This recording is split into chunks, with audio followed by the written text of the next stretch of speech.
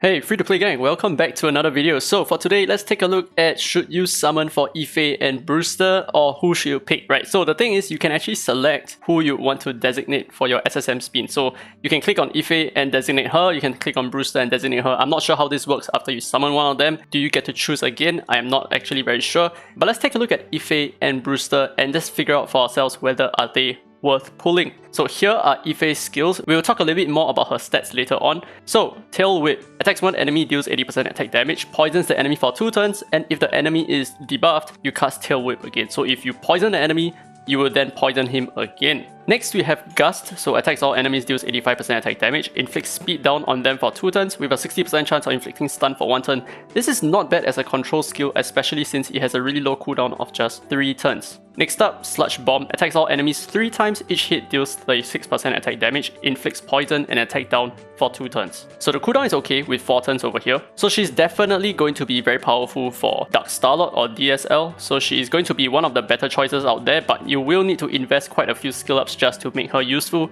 where in most cases you can just use a Kara in my opinion, but she is going to be probably the most perfect Esper for DSL out there. Oh, I just realized what changed, dude. This was supposed to be a misread up, isn't it? I remember there was supposed to be a misread up somewhere. Am I blind? Is this not supposed to be the case? I believe that this stun was supposed to be a misread up, but I'll double check. Anyway, next let's move on to Brewster over here. So this is his first skill, In Your Dreams. Attacks one enemy, deals 100% attack damage with a 100% chance of inflicting defense down for 2 turns. I just realized that they changed the name of this skill as well. It was supposed to be hahaha, wasn't it? But here's the next skill, Fast and Furious. Attacks one enemy, deals 180% attack damage, inflicts stun for 1 turn, and upon successful infliction of the stun, you then gain 2 reload attack stacks, otherwise increases the damage dealt by 30% with a cooldown of 3 turns. Now this is what reload attack does. Assists while an ally attacks. The next attack restores HP equal to 10% of the damage dealt, while attacking gains AP based on the number of reload attack stacks. Now you gain 6% AP per stack with a cap of 6 stacks, so you can at once increase your AP by 36%. Now let's move on to the third skill. This is Eat This. Attacks one enemy, deals 270% attack damage, this is not bad, inflicts buff blocker for 2 turns, and upon a crit, erases the enemy's AP, and you gain 5 reload attack stacks. Now you will notice one thing, right? So what you will understand here is that there are 2 stacks here, and there is also 5 stacks over here. And that adds up to 7 stacks, that is not 6 stacks. And why is that the case? But before we get into that, let's take a look at the leader ability here, which is a 40% attack leader buff. Now here are the stats of Ife and max level, nothing much to talk about. And here are the stats of Brewster. He is extremely slow with a base speed of 95. He has decent attack, and the rest of his stats are okay, that's about it. So he's quite an average Esper in terms of stats. So this is the part that I want to clarify why there are 7 different stacks on Brewster, right? So let's hopefully take a look with him in combat here. Okay, so we can use him here, so let's see why this is the case. Okay, so Brewster goes first. I really hate the fact that I had this on auto, but he's gonna use his third skill, which gives him 5 stacks.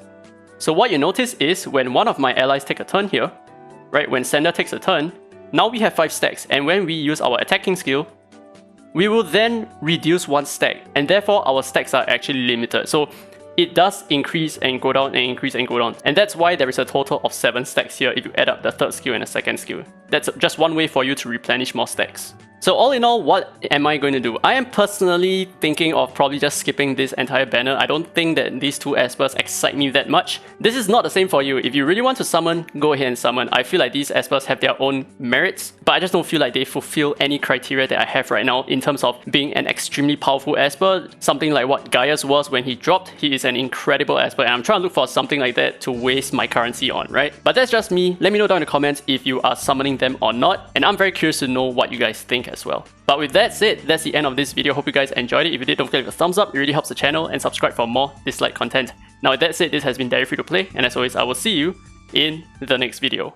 So I just want to drop in a little bit, and I'm currently looking at the events that we have right now, and I cannot find anywhere that we can get any information on the Rookie Echo Tribute. So there is absolutely nothing at all anywhere that is saying it, so maybe we need to wait a little bit longer. So unfortunately, I'm not able to advise whether the Rookie Echo event is going to be more valuable than the current Echo Tribute event, but I'm thinking that it might be just because of the fact that we can obtain free legendary Espers according to what the patch note said. So I think if I could reverse everything, right, if I could reverse my 400 summons, I would definitely do so. I would try to wait out for the next event just to see what it's all about. But then again, this is all entirely up to you. If you feel like there are some good rewards that you can get from the Echo Tribute, like for example the legendary Abilimon, then I would still suggest for you to go with it.